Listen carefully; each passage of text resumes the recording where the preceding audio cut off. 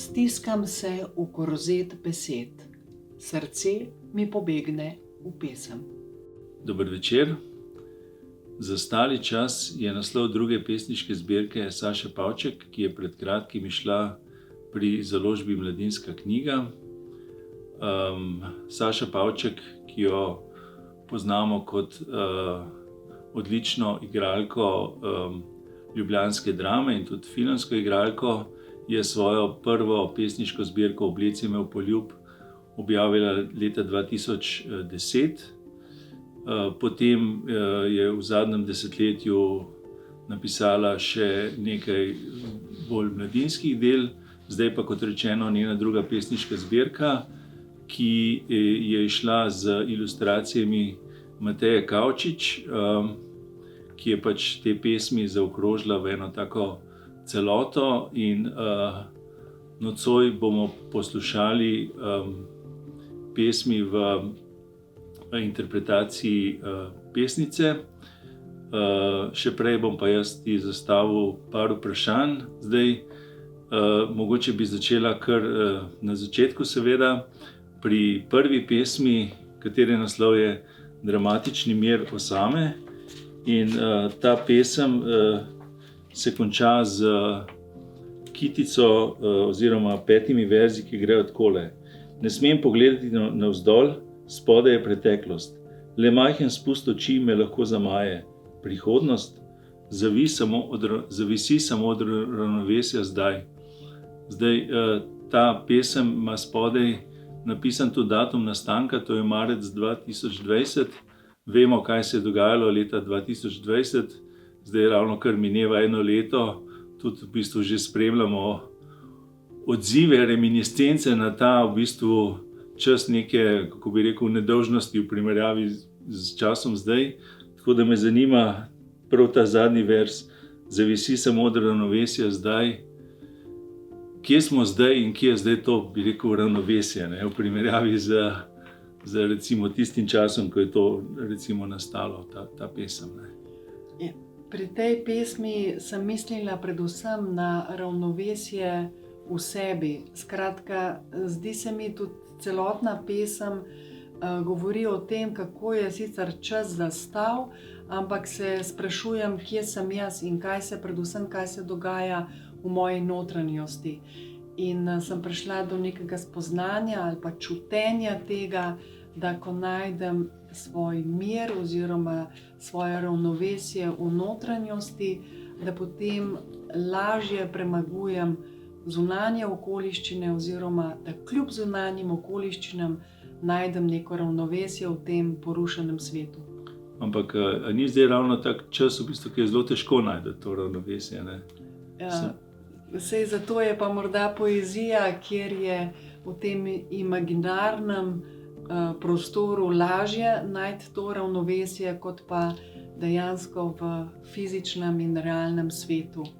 Ampak vsaj za trenutek sem občutila to ravnovesje, zato je ta pesem tudi nastala nekako spontano, z nekim spoznanjem, da če se bom pa zdaj umirila v tem nemirnem trenutku, bo morda prihodnost bolj umirjena in bom vedela, kam grem, ne glede na to, kaj se okoli mene dogaja.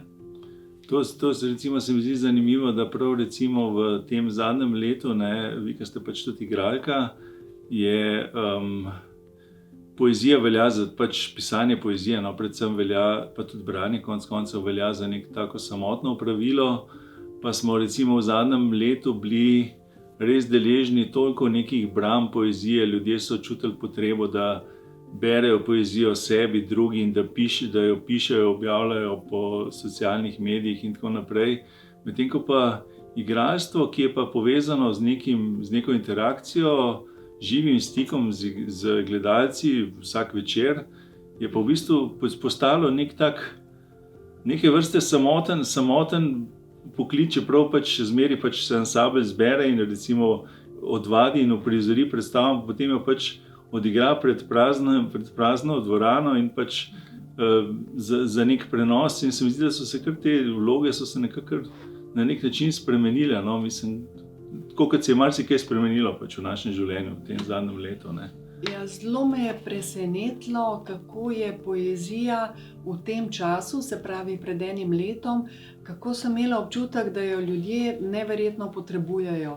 In nekaj teh pesmi, ki so tukaj noter, sem samo tako poskusno da objavila na socialnih omrežjih in sem videla, da je en zelo velik odziv in to mi je dalo pravzaprav neko upanje ali pa neko moč, da sem to preizkušala naprej. In tako so ob različnih datumih, ob času dnevu zemlje ali pa ob dnevu bolniških sester in negovalk nastajale pesmi. In zelo sem bila presenečena, ko sem ugotovila, da je poezija kar naenkrat zaživela, da ni več, da vzameš recimo knjigo iz police, ampak da živi med nami. Tudi opazila sem, da tudi drugi objavljajo svoje pesmi, moji pesniški kolegi in kolegice. In skratka, zdel se mi je, da je čas za poezijo. Prvič zato, ker je zgoščena, ker je večplastna, ker je ena močnejša doza te duše, ki smo jo v tem času tako zelo potrebovali. In da je ta stik med ljudmi, ki je tako zelo umanjkal, prihajal pravzaprav kot neka infuzija krvi, živosti, nekega duševne hrane ravno skozi poezijo. In v gledališču sicer v tem času mi kar naprej vadimo in tudi delamo predstave, vadimo z maskami, ko je bilo eno obdobje zatišja, smo imeli tudi premiero. Ta premiero smo igralke odigrale brez mask, publika z maskami, tako razredčena. Potem se je to vse skupaj vrnilo spet na splet in smo posnele to predstavo Moj mož s kamerami pred prazno dvorano. To je seveda en popolnoma drug občutek. Vsi smo vajeni pravzaprav delati tudi pred kamerami, da imamo občutek, da nas nekdo gleda oziroma kamera postaja naš sogovornik. Ampak to je neka čudna zmes je postala, ko ni niti gledališče, niti ni prava filmska umetnost, ampak je nek konglomerat, neka zasilna rešitev, za katero pa vidim vsaj jaz osebno možnost, da bi se v tem času morda res združile sile filmskih ustvarjalcev in pa gledališčnikov, da bi res morda profesionalno, študijsko, morda v študiju ali pa kje posneli predstavo, tako kot smo jih včasih snemali za televizijo z večjimi kamerami in kasneje montirali. Zdaj seveda sem tudi dobila odgovor na to svojo pobudo, da je to zelo drago in nepredstavljivo, ker je treba to streaming v živo pomeni, da se montira tudi v živo. To zahteva dodatne vaje, tudi drugačen režijski pristop, kjer gledališče ni več tisto avtentično živo gledališče. Zato se tudi zelo veselim knjige, ki nastaja pri Mladinski knjigi, nekih spominov svojih na gledališče in portretov mojih kolegic in kolegov, ki pa tudi začenjam s tem pomislekom, kaj je zdaj v tem zastalem času, a je možno za novo umetniško zvrst, res umetniško, ali je to samo neka zasilna rešitev, da še vedno vztrajamo in delamo in upamo, da se bodo gledališča odprla in da bo ta živi ogenj gledališča spet vzplamtel. Zdaj, tako gledališče kot pisanje poezije in knjige, so neke take stare umetnosti, ki se morajo stalno primerjati ali pa nekako spopadati z dotokom teh novih medijev, vedno novih, vedno bolj drugačnih. Ampak se mi zdi, da recimo prav poezija in tudi knjige kot take, se mi zdi, da so se v zadnjem letu izkazale kot ena zelo taka trpežna stvar. Zdaj to, kar ste recimo govorili o gledališču, koliko je tukaj zdaj vseeno potrebno tudi nekih investicij in vse sorte, medtem ko knjiga bi rekel, v primerjavi s tem relativno pocen, preprost, trpežen predmet. V bistvu se je izkazala ta 500 let star izum kot ena najbolj takih obstojnih in prodornih stvari, ne, na katere smo se lahko zanesli pač v zadnjem letu. Ne. Tega sem bila zelo vesela, ker se mi zdi, da je knjiga tako kot narava. Tudi ni naključje, da je iz papirja, ne, iz drevesa zraste knjiga, in je ravno tako kot neko drevo. Drevo zraste in obstane in lahko živi, recimo stoletna drevesa preživijo, medtem ko knjige, ko imajo še človek zraven, pomaga svojim duhom, svojimi idejami, z dobro literaturo, pa preživijo seveda stoletja in upam, da tudi tisočletja in tako naprej. In se mi zdi, da je knjiga tisto nekaj trdnega, je tako kot zemlja, ki vedno bo. In knjiga se mi zdi, da bo ravno tako obstala. Jaz seveda tudi naivno verjamem, da dokler bo človek, bo tudi živo gledališče, ker ljudje potrebujejo to vzdušje, ki se dogaja med gledalcem in igralcem. Potrebujejo to živo energijo, potrebujejo zdrse, drobne napake, živo pripovedovanje zgodb. Se mi zdi, da to enostavno ne more kar čez noč ponikniti nekam in da bi internet prevzel celoto, da bi požrl. Spominjam se, ko sem bila še majhna, pa je prišla recimo televizija, pa so rekli, joj, groza, radia ne bo več. Radio je ravno tako tak živ medij, kjer poslušaš. Jaz imam zelo rada radio, zato ker imam rada besede, rada imam zven glasu, rada poslušam ljudi, s kakšnim glasom govorijo, kako govorijo, poskušam si predstavljati to osebo in se mi zdi tako nekaj, da še bolj dela ta fantazija, ko si predstavljaš živo osebo, bolj kot če ti je vse prinešeno na pladnju. Vse informacije, recimo tako kot po internet, kratki, recimo YouTube, vidiš v eni sekundi vse, kdo je, kakšen je in kakšno je njegovo sporočilo. Ampak zanimivo je tudi to, da ga tudi zelo hitro pozabiš, ker že nova podoba pride, novi dražljaji, glasba zraven, nekaj agresivnega, medtem ko se mi zdi, da beseda vedno nekje čaka v globini človeka na to, prvič, da je bo človek, preden jo bo izgovoril, začutil, potem jo bo morda izgovoril ali bo pa napisal in je ta doba daljša in zato se mi zdi, da je tudi beseda sama bolj potrpežljiva in čaka na poslušalca, na bralca in je zato tudi bolj trajna. In nekje v globini potrpežljivo čaka, vztraja, ker se zaveda svoje vrednosti in se zaveda, da je nepogrešljiva, tako kot knjiga, tako kot zemlja, drevesa, zrak. Zdaj, ta knjiga ima enih par razdelkov. Omenili ste že te pesmi, ki ste jih sproti objavili, te so pretežno v tem prvem razdelku, ne, za stali čas. Ja. Potem je pa, recimo, bi omenil, ne morem seveda mimo tega razdelka, ki je posvečen mami, ne. V slovenski poeziji so pesmi o mami relativno pogoste, ponovadi so jih pisali, sicer pa se mi zdi bolj moški kot ženske, ampak se mi zdi, da pač ta vaš razdelek, no, se mi zdi pa, bi rekel, eden najmočnejših, kar sem jih pač do zdaj bral, no, tako da mogoče bi o tem še kaj povedali. Morda je najmočnejši zato, ker je bila moja mama močna ženska. In v neki pesmi, ko govorim o prababicah, pravzaprav govorim o tem, kako se to žensko načelo prenaša iz roda v rod.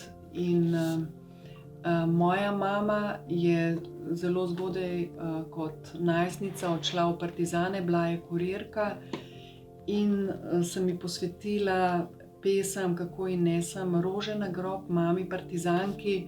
Obenem pa, ko sem se jaz rodila, se je odločila, da bo meni ime Saša, kot je bilo njeno partizansko ime. In to so, ne glede na, da prihajam iz njenega telesa, da nosim del njenega DNK-ja, nosim tudi to sporočilo imena. In ime je nekaj, kar zelo žarči, kar je energetsko močno. In z mamo sva preživljala seveda en tak tipičen odnos mati-hči, tudi morda kdaj sovraštva, nelagodja, različnih pogledov na življenje, vendarle sva različni generaciji, ampak kljub temu neka globoka ljubezen je bila med nama in neka zavezanost družini, rodu, ki gre naprej.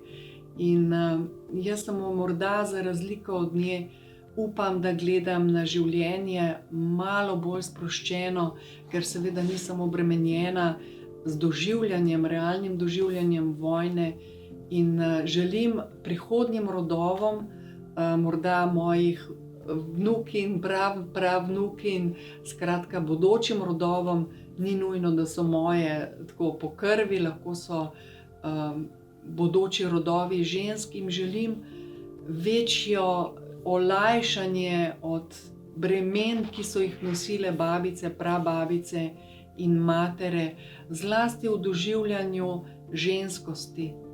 Spominjam se, da sva z mamo brali roman v italijanščini in mi je prevajala nekatere besede, ker je kot Primorka hodila v italijanske šole, ko je bil slovenski jezik prepovedan.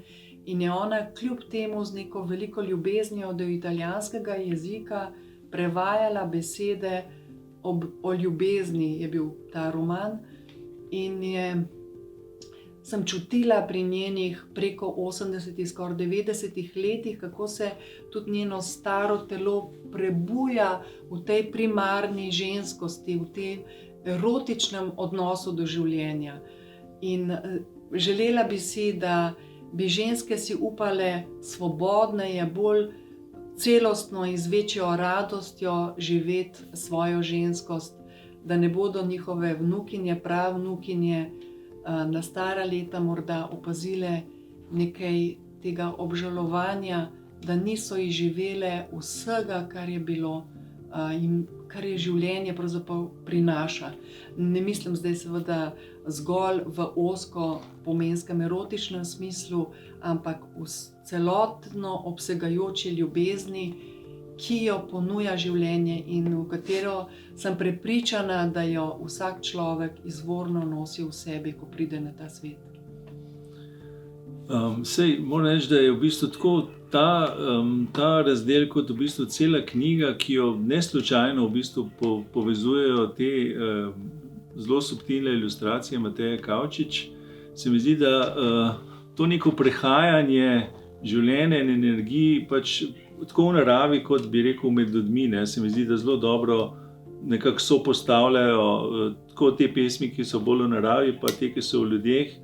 V bistvu govorijo tako rekoč o istih stvareh, se mi zdi. O istih stvareh, pravzaprav smo vsi eno. Lahko nekdo se imenuje človek, drug se imenuje drevo, marjetica, oblak, svetloba. Mislim, da je to pravzaprav na nek način enost. Ena energija, ki se pretaka. In zdi se mi, da če sem v tej pesniški zbirki prišla recimo do spoznanja, da potrebujem ravnovesje, sem zdaj v zadnjem času bolj doživela to enost in to, kaj se mi zdi, da bi lahko postala svetloba, toplina, ta neka toplina pravzaprav.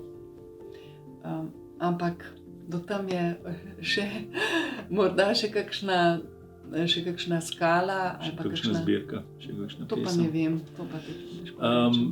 Zdaj, ko ste omenili toplino, v tej knjigi je veliko topline, tukaj je veliko nekih takih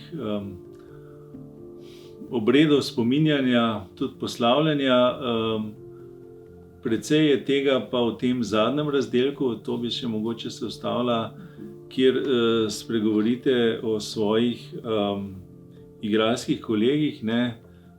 Nekoč je Pol de Bibič pisal te portrete kolegov in potem to objavljal v knjigah. No, zdaj v bistvu vi boste tudi pač nekaj tega objavili drugo leto. Me pa zanima vseeno ta zdaj zadnji razdelek, ki je posvečen v bistvu vašim kolegom, ki so pa tudi že odšli. Zadnji med njimi Dušan Jovanović, ta pesem je lih pač še ujela na srečo ali pa na žalost, to knjigo, se mi zdi, da to je pa tudi recimo ena posebnost te knjige, da se tukaj pač spominjate Jerneja Šugmana, Ive Zupančič, pa Dušana Jovanovića, pa nekoga, ki je na srečo pa še živ, to je pa Ivanka Mežan. Ja, to pa res moram povedati, da ne bo tako izgledalo.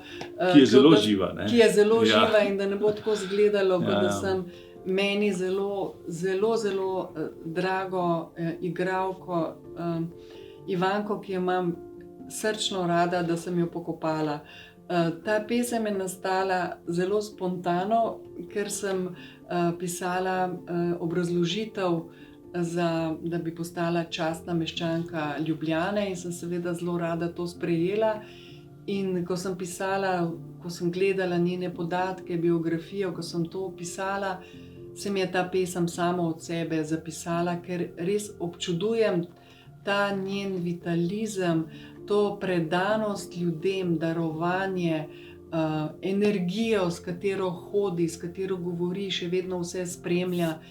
In rekla je, da me bo sicer za ušesa za to pesem posvečeno Ivanki Mežan, ampak naj bo prepričana, da je narejena iz veliko ljubezni, naklonjenosti in občudovanjem in samo upam, da bom lahko ob njeni 100-letnici in napisala novo pesem. Želim ji veliko zdravja in držim pesti zanjo, da bo še dolgo časa egoistično bom zdaj rekla moja prijateljica. Vsi, ki so to pesem prebrali, so rekli, to je Ivanka. Tudi tisti, ki jo ne poznajo ali pa ki jo v bistvu ne poznamo osebno, ampak pač vemo, kdo ta človek je. Tako da mislim, da bi zdaj mogoče kar zaključila ta najin pogovor. Skratka, jaz vas prepuščam knjigi Zastali čas Saše Pavček, ki, tako kot je Saša prej rekla, čaka, da besede v njej čakajo, da knjigo pač odprete in jo preberete. Še prej pa nam bo seveda Saša tudi sama prebrala nekaj pesmi iz te zbirke. Dramatični mir osame. Dramatični mir, pozdravljam te in se ti zahvaljujem, da si me postavil na konico svojega noža. Loviti moram krhko ravnovesje, da ne zdrsim solza po tvojem rezilu. Nikjer ni nikogar, ki bi prestregal hudournike krvi, nikogar, ki bi šival razparano črevesje, nikogar, ki bi umiril trzljaje. Obstati moram sama na ostrini vrha, se zbrati in verovati v moč telesa, v zbran pogled. Podnevi je pogled božanski. V daljo zrem, v piko na obzorju, ni več okroglina, je vedno bolj srce. Po noči se na britvi vrha zvijam v ležečo osmico. Luna me nevarno ziba, vztrajam v svojem miru, da tehtnica ostane v pravičnem položaju. Enako sanjam, enako telesu. Zbudi me vsak dan drugačen vdih, upajoči vdih, hvaležen izdih.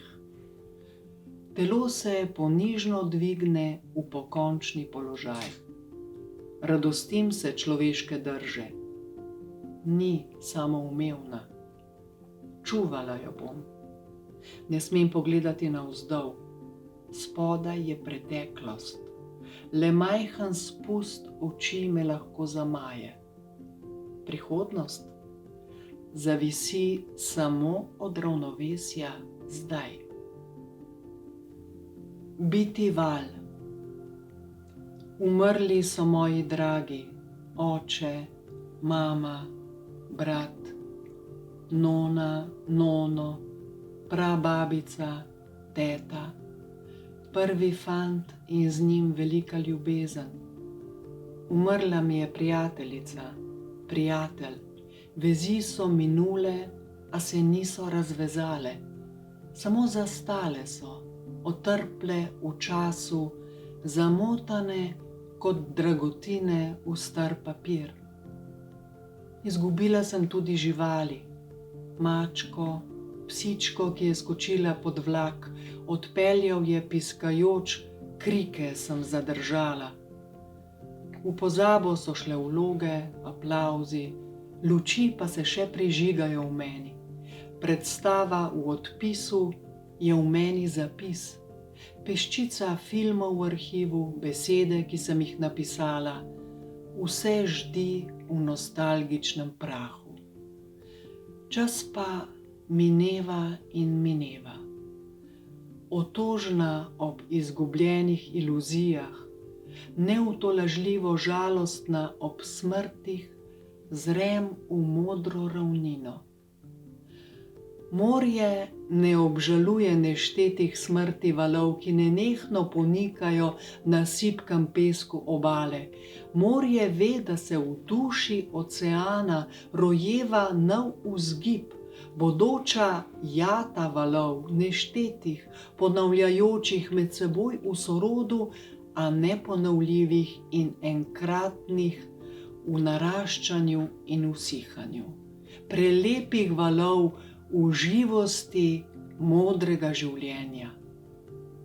Da mi je dano biti val, navaden morski val, potovati dolgo pot iz srede sebe, se vzpenjati in padati brez objokovanj. Ponižno bi se zlila k otrokovim stopalcem, v smehu bi zacepetalo dete, zavriskalo, ojoj, ojoj. Kakšna sreča biti val.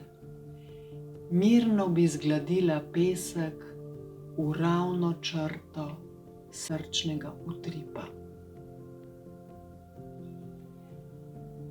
Bila sem samo gostja v tvojem življenju, mama, zato sem ga tako spoštovala.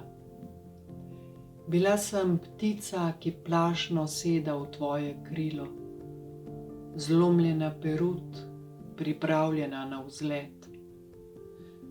Tu in tam sem ujela zrnca, ki so padala iz tvojih rok. Pridne roke, zgarane roke, iščoče roke. Vedela sem, koga iščejo. Vedela sem, da to nisem jaz. Bila sem strah, en sam trepet, da ne kloniš, mama, da ne bom zmogla ustaviti lave iz tvojih oči. Dvigovala sem te, jaz, otrok. Omamljeno telo, telo brez mišic sem poganjala v korak, držala svod tvoje bolečine. Nisem te odrešila. Bila sem samo hči, gost. Stiskam se v korzet besed, srce mi pobegne v pesem. Kako iz grmade besed ustvariti pesem? Čebela usrka med, dojenček materino mleko, nič velikega, samo način preživetja. Razjasnitve ni brez teme, lahkotnosti brez odvrgle teže, upanja brez premaganega obupa. Zemlja okoli sonca, voda okoli kamna, večni krog ljubiti biti privlak, neznanka. Eros me nikoli ne zadene, zaljubim se, preden napne svoj lok, lepotec, Satan, Bog. Labod reže gladino, cvetovi lokvanjev zašijejo samoto. Peščena ura telesa se sipko izteka, gomila hrepenenja raste. Mačka išče pri meni zavetja, jaz pa ji zavidam moč preživetja. Oblak me je vzel na potovanje, z višine sinje sinji pogled, življenje daljno, sivo, le tu in tam še lučka. Ujela sem ribico spomina, v drobovju polno iker, zlate kroglice, oči uvida, podarite mi pozabo. Pesnica je krvodajalka. Ivanki Mežan. Srečali sva se na trgu, Ivanka, partizanka, potovka, ciganka. Bila si otovorjena s košarami, tekla si tekla, nisi hodila. Srečali sva se pred gledališčem, delali kroge okoli in še enkrat okoli, dolgo v noč okoli in okoli in okoli, nisva se hoteli raziti. Prišla si k meni na dom, ko so me pripeljali iz bolnice. Prinesla si veliko košaro, darovalka. Prinesla si vse, kar si vložila v kozarce. Marmelado, kumarice, ajvar. Rekla si, to je zate, da ne boš lačna. Potem si se ulegla na tla, dvignila noge napično v zrak, vidiš, tako telovadi, da boš zdrava, ker ti moraš ostati mlada. Srečali sva se na pokopališču, hodili sva med grobovi, spet okoli in okoli in okoli, delali sva kroge, nisva se hoteli raziti. Pokazala si mi, kje je kdo pokopan. Postajala si pred grobovi, se pogovarjala s svojim možem, vzdihovala, o moj, moj, moj, o moj, moj, moj, zmajevala, zmajevala. Pogovarjala si se z mojim očetom, tvojim prijateljem. Tone, si vzdihovala. Potem sva šli do Mile, o mila moja, o mila, mila moja. Tekali sva do grobov igralcev, tekali do slikarjev, pesnikov, recitirala si Menarda, potem si rekla, jej, kako si ti še mlada. Prijela si me za roko in si hodila hitreje kot jaz. Bila sem starka ob tvoji mladosti. Moje življenje se je postavilo ob bok tvojemu in čutila sem svojo nepomembnost. Ti pa si rekla, srčece moje, ti si čudež. Klicala sem te, nisem mogla več do tebe. Pogovarjali sva se po telefonu, rekla si, kako te pogrešam, tako bom vesela, ko se srečava, ti srčece moje.